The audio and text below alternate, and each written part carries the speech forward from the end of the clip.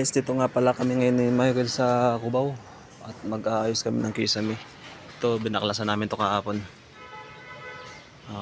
Nabubong nasira kasi ng ng puno ng mangga, nabagsakan. Nabubong pati yung kisame.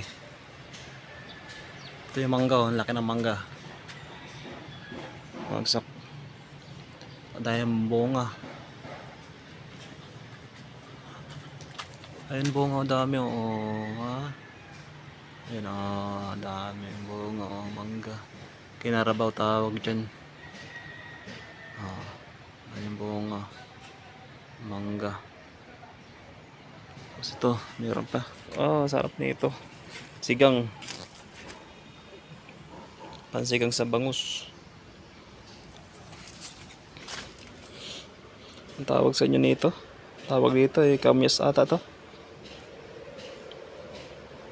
Yun, hindi ko alam kung anong tawag sa probinsya, ibang lugar Balimbin? Ay, hindi.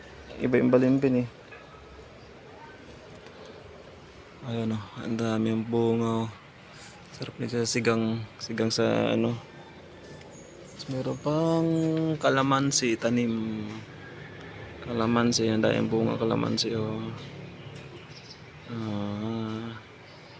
dami bunga yung kalamansi. So gagawin namin sa Cubao, maraming tanim para sa mga panggulay-gulay tsaka pansahog sa niluluto.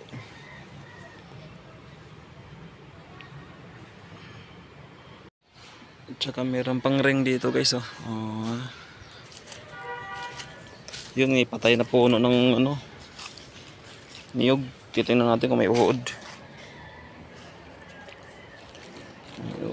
Kasi may uod yung mga ganitong puno patay kinakain pa nga ng ibang tao.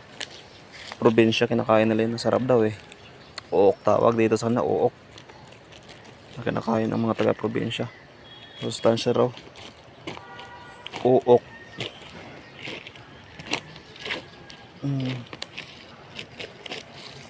Yun guys, parang walang uok.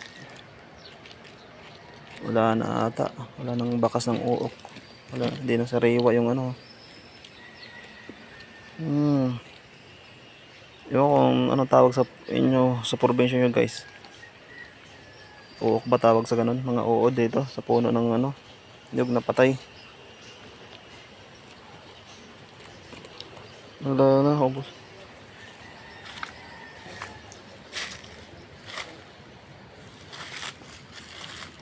Ang daming trend din tawagin sa probinsya namin. Tayo nyo guys, anong tawag sa inyong lugar nyo yan, mga ganyan. Pa-comment na lang, paiwan ng bakas. Thank you guys.